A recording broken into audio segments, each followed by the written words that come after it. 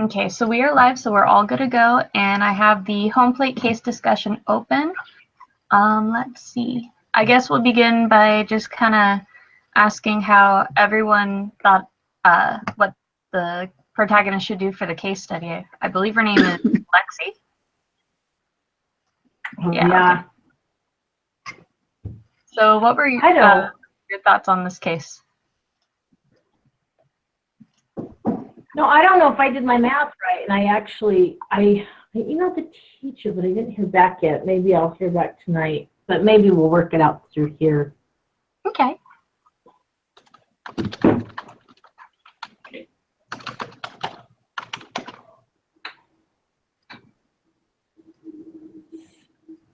According to my math, that she should do the convertible debt, but I'm not sure that's right after looking at my math.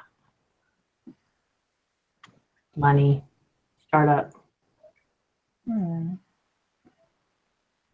Okay, because I agree. A bit different. I honestly thought she should go with the second option, and I'm not sure which one that is. I'm so sorry. Let me see what that one might be. I thought she should honestly just assume the investing at $2 per share. I think that actually would have provided her a lot greater ownership of the company. Sorry, I'm trying to wake up. I have my Rockstar right next to me. Yeah, yours looks a little bit different than what I did. Let me see if I can share mine real quick. Give me one moment. Yeah, well, this was my question, and is it okay if we jump right in? Do you want to say what you were going to do? Mm-hmm. Yeah, that's cool. I've lost everyone. Jenny, what was your thoughts? What did you want? I think she needs to do convertible debt. If she does convertible debt, she maximizes her ownership, but still raises the same amount of money. Okay, so then when you go and you do the convertible debt, would I be able to see how you did that? I think maybe I did one of my calculations wrong. I was trying to find my Excel spreadsheet, and I can't find my Excel spreadsheet, but I can show you my case analysis that has the table in it. Yeah, that'd be cool. Well, here's my question. Are you guys able to see my screen? And this is what I was trying to ask the teacher. Money. So her investment is 1,000. Does it stay 1,000 as pre-money, even though she had 100,000 shares? I didn't worry about pre-money and post-money. Yeah, same here. Yeah, so the post-money kind of confused me too much. So the pre-money is $1,000 every time, right? Because, but then is her ownership really like 0.28% on convertible debt? Because she only came in with $1,000, but it was still 100,000 shares. No, your math's off. Yeah, I thought to be, but of course I am taking the liberty of assuming I'm correct. No, well, you've got to be right, because 28% of ownership isn't right, and so is number of shares, is it $1 per share? Because anyway. Well, the thing is, I think for the convertible debt, when you're doing that to gain, let's see where it actually says it. I'm sorry. So after you do the Series A funding, that's when you should go and follow the assumptions for the capital, or the convertible debt. What I want to know is, Shalise, when you did your calculations, why did you have the initial $1,000 investment? I thought that was only done in the first stage during the initial founding and not in the Series A, because why would she keep reinvesting 1,000? Well, that is my question. Because, okay. So what's the pre-money? Because we don't know how much her company's worth right now. I guess you don't need valuation for convertible debt. So where's the pre-money coming from? Okay. Do you want me to keep it up? Yeah, keep it up. Let's just, okay, so if you take, okay, the initial funding one is correct. She's going to have 100%. Right. The second one, basically all that means is post money is that's total what's been invested. Okay. But the investor is going to, I mean, she still has her 100,000 shares. So look at it as how many shares were issued at $50,000 at $2 per share. That's 25,000 shares, right? Right. So where's that? At $2 a share. It's backwards. It's 25,000, not 100,000. I meant to fix that. Well, okay. So it's 100,000 of Lexi's plus 25,000 of the angel investor shares. So now you've got 125 shares. So her ownership in the company would be 100,000 divided by 125,000. You with me? Yeah, so that would give her 80% ownership then. Right. So then it would be 80-20. Okay. It's not amount. It's not a. It doesn't matter how much money you put into the company that determines ownership. It's how many shares you own after you put that money in. Right. Okay. So see that makes more sense to me. So why is it says pre-money, post-money, investment money, post-money, shares in the if you look at the spreadsheet, it makes more sense to it. You know the Harvard financing document that we had to look at? Mm-hmm. Right. I'm looking at it right now. If you look at their spreadsheet, I don't think they did pre-money, post-money. No, they didn't. And I just followed their format. Let me see if I can share mine. Post-money? Okay. Give me a second here. I gotta find it. I see it saying money again makes sense to me. Shares makes more sense. Yeah, you've got to determine ownership based on how many shares they own, not how much money they're putting into the company and when. Because the value of the shares fluctuates. But overall, it's how many shares you own compared to how many are outstanding. So, okay, I've got it pulled up. Now I've got to share my screen. I thought I had fixed that, but there we go.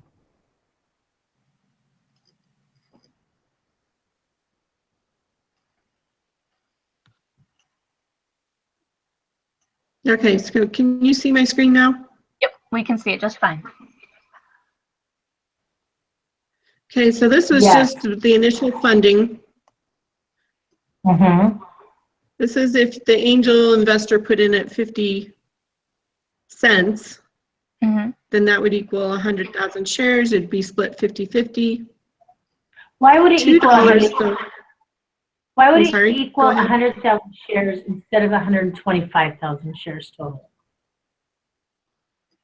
Well, at 50 cents a share, if they invest 50,000 and you take 50,000 and divide it by 50 cents, you get 100,000 shares. So there would be 200,000 outstanding.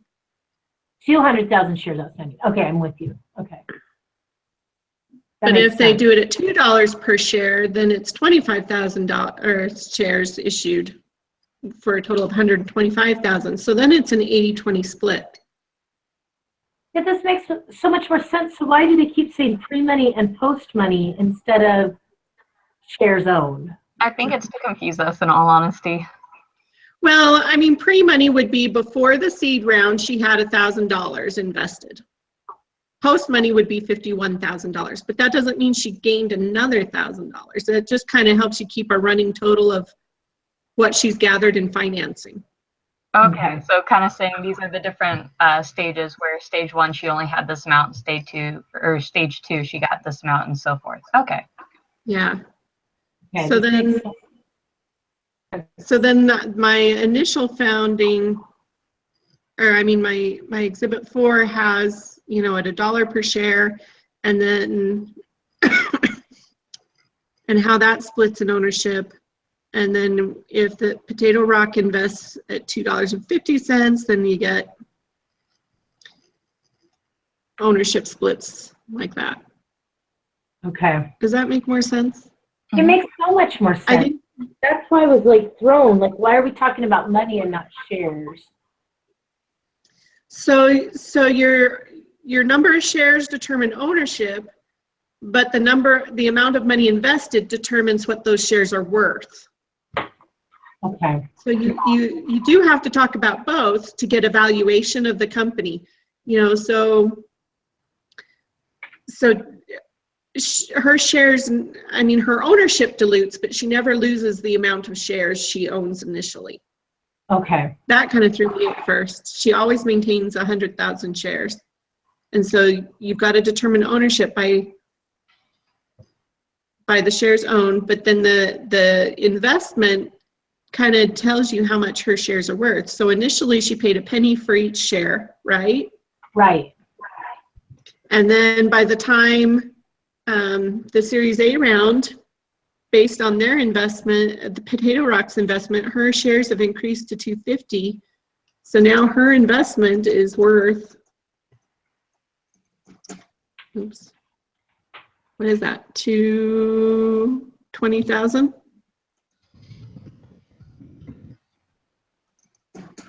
Oh no, 250,000, I went backwards. So now her investment is worth $250,000. But her ownership is based on the number of shares she owns, not what they're worth. Okay. See, that just makes so much more sense. That's why I was like, this cannot be right. This just can't. Yeah. Okay. So, Oh, so I should have showed you my convertible debt.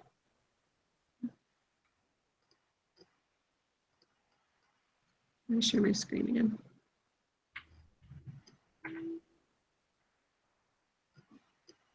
So based on if she did convertible debt, see in year one where she did convertible debt instead of seed investment, the number of shares will stay 100,000. So she still maintains 100% of ownership. Does that make sense? She still maintains 100% of ownership in the convertible debt?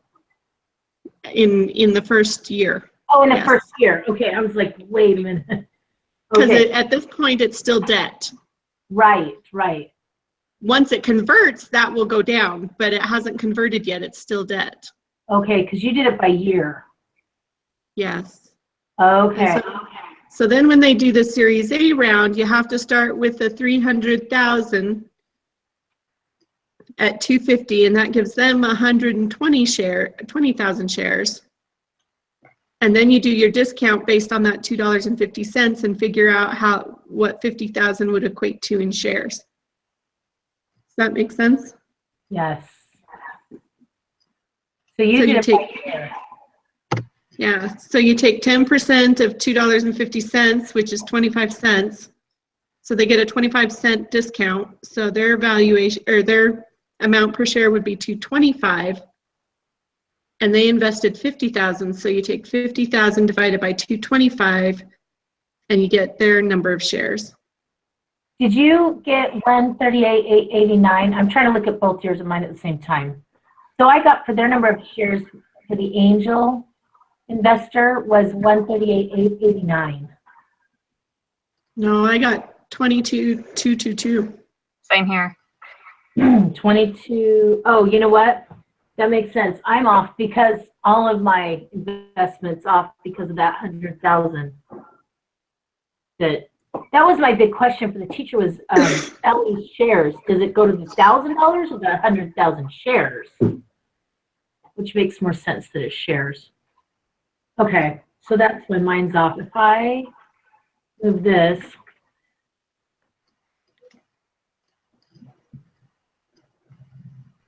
Yes, Matthew. What? Okay, that makes more sense. That just makes so much more sense.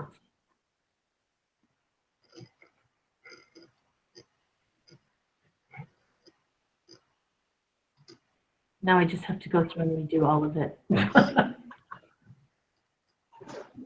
So she's got 41%. When all is said and done, she owns 41%. Yeah, and Potato Rock will actually own 50%. Okay. That's why I didn't think convertible debt was actually the best option for Lexi, because she ended up losing more than half of her ownership. Yeah, Well, go ahead. I disagree. So either my math is off, but with the seed round, maybe I used the wrong dollar amount, but with the seed round, she would end up with 37% ownership. With a convertible debt round, she would be at 41%. Did I do that wrong? I'm not sure. Hold on. Let me share my screen with you real quick, and you can. Maybe I put the wrong numbers in the wrong scenario. No, you're good. Let's see. This is kind of what I have so far. Because I did this where the second option I felt it was best only because if they have it at $2 per share, they would only be able to have 80% of ownership out of 20, which is still better to a degree than the Series A. She would still have technically the same amount. But that's why I kind of thought this one was actually a little bit better than the convertible debt, just because she still is going to have the same amount of ownership to a degree. Oh, I see what I see, and I compared. In that analysis, I compared 3 and 4. Your 3 and 4 scenario. Yeah, that's what I was comparing. But you're right. If they did it at $2 a share, the second scenario is better. Mm-hmm. Yeah, that's kind of what I thought. That's why when I was looking at your exhibits, I could follow along. It was just that one little bit where I'm like, okay, I'm confused. So thank you for kind of clarifying that. Yeah, I did the $1 per share instead of the $2. So that's the difference. And I don't know, I must have deleted my spreadsheet. I had a spreadsheet very similar to yours. I just can't find it. So you both did that? You did for each scenario, you did an initial, a seed, and a Series A? Mm-hmm. I did it. What I did, in all honesty, was I had this basic spreadsheet, and then what I did is once I had my formulas right for figuring out like the per share amount and the ownership, I just copy and pasted it to these ones, and I just changed the numbers so that way I could kind of see what the changes would be throughout each round of investment and how it would affect Lexi's ownership percentage. That way, to me, it made it so much easier understanding what changes were happening and at what times. So I kind of felt that's what I did too. Knowing what was going on. Okay. It made it really easy to compare back and forth. It made it really easy to, you only had to create that table once, and then it was just copy and paste and play with the numbers. Okay, but they only suggested in the third one the Potato Rock one, right? In the third scenario.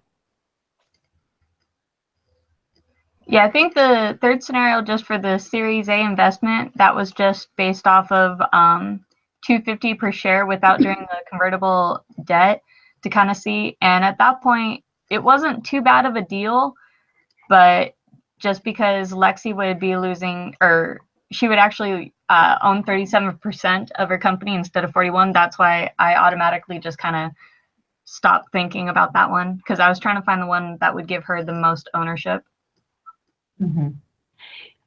I think that's why the teacher talks about there's no right or wrong answer, because to some people having the most capital investment is the most important, and to some people having the highest ownership percentage is important. I think that's why he says there's no right answer to that. I mean, to the numbers, there's definitely a right answer.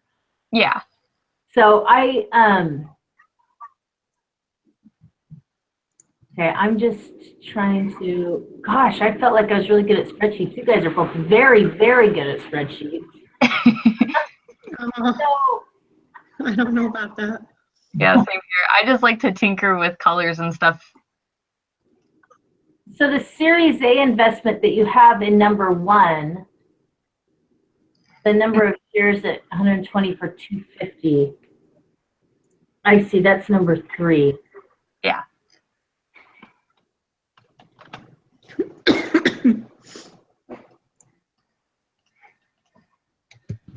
So you brought in an angel, and I guess I understood the questions wrong, because the first question is just how much would Lexi own? The second question is how much would the angel investor and Lexi own? And then the third one is how much the three of them would own altogether. So your Series A investment really isn't effective until the third table, is that right, or no? Not particularly. If you wanted to view that way, you could, although the way I found it is it's kind of like why I copy and pasted all the different charts. You can see how everything changes gradually. But then again, the Series A, it just depends on what it is that you would want to do if you were to be willing to invest in it. So it just kind of shows the differences in ownership shares and what the different rates for the per share would be. But no, there's no real way to do it wrong, I guess you could say, if that makes any sense. We both did it the same way. Well, you saw what I set up. I just did question 1, question 1B, question 2, question 3. No worries. I did that too, and I got more confused, and that's why I just changed it to show it this way. Okay. Well, and then for my paper, Shalise, I just copy and pasted the sections that answered that particular question. Okay.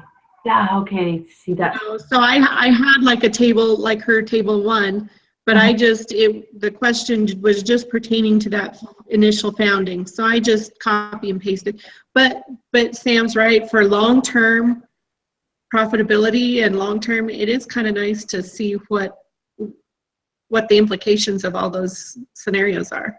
Yeah, for sure. I mean, it's so much clearer to watch it go. Okay, that makes more sense. I did regularly do it too, with what questions would you ask and all that. Did you guys do that too, and then answer these questions as well?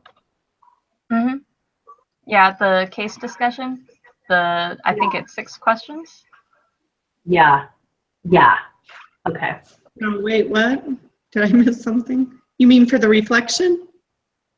For the case. No, I don't think so. Yeah, there's you mean just number 6? Yeah. Oh, yes. So I just answered the questions as they were. Yeah.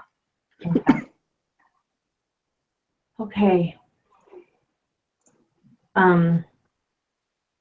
Okay, that's very helpful. I really had it all. I knew I was overthinking it, but I couldn't tell where I was overthinking it, but I knew I was way overthinking it.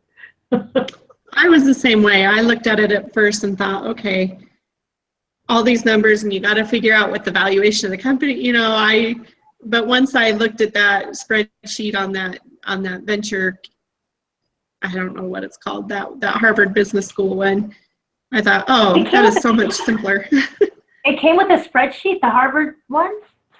Yeah. Why don't I have Let me see if I can find it. How many pages were in the Harvard Business School one?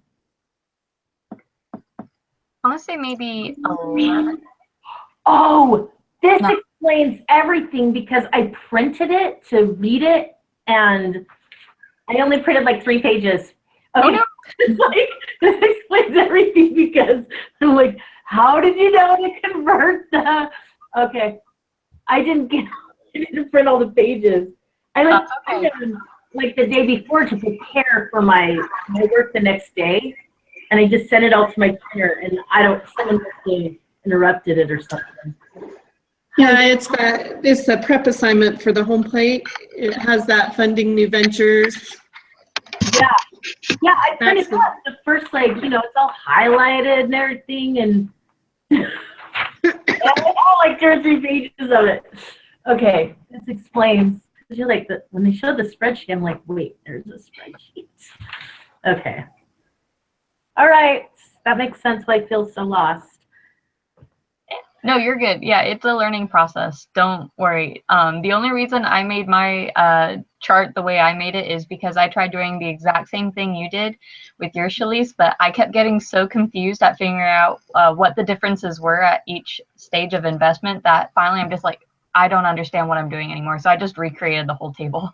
Yeah, that's smart. I'm gonna have to do that. Okay. Well, and I think if you set it up that way, I've read the case, but I haven't tried the Yield X one yet.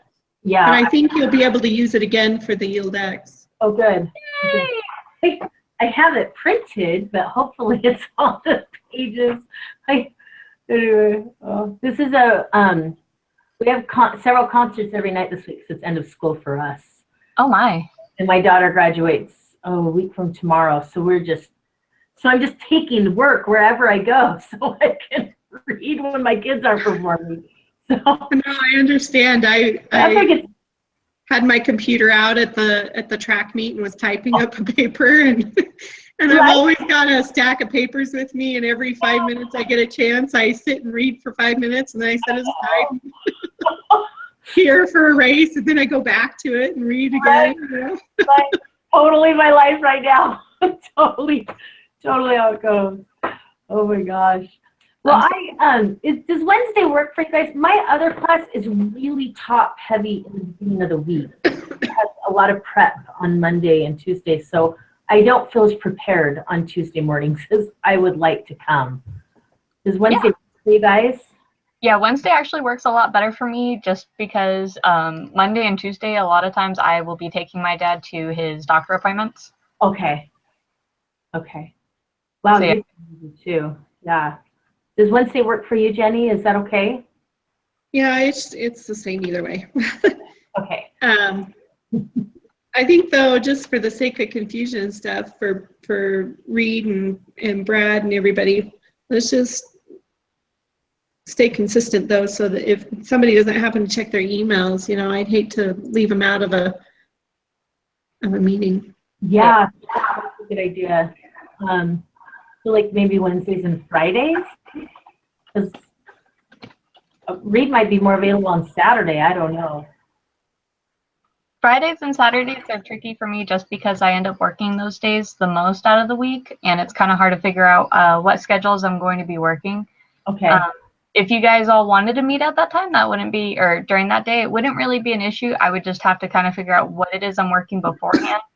And if I'm not able to meet, then I probably won't be able to make it, but I can still let you guys know. It just kind of depends on what all works for you. Okay, so you're saying Wednesday's really your only good day, and Thursday? Yeah, I can also do Thursday. Okay. Is that too tight of a turnaround to do Wednesday? It kind of is to a degree. It's kind of like a catch-22, more or less. That's why I know for my schedule, it's always changing. And your guys is hopefully a little bit more consistent than mine. That's why if you guys all have a set time where you want to meet, I'll try and be there as much as possible. Okay. How early do you go to work on Friday? For this week, I'm going to be at work at 10 a.m., which means I have to leave my house by 9:30. Okay. So, and you're on Mountain Time, it's 8:45 there? It's actually 7:46. I believe it's Pacific time. Okay. So I'm on the same time you are. So, okay. And see, and I work every morning, and I have to be ready by 9. I have to leave by 9 every morning. Okay. No matter what. So, as far as Saturdays go, I prefer not Saturdays. Typically, Saturdays are the days that I'm doing all the reading and getting everything ready for the next week. Yeah. You know what? We can stop recording. Do you want to stop recording? That way the teacher doesn't have. Who's recording? Is any of us recording? I'm recording, actually. Okay. We've been recording. I'm sorry. You want me to stop the recording? Yeah, stop the recording. Poor teacher doesn't have to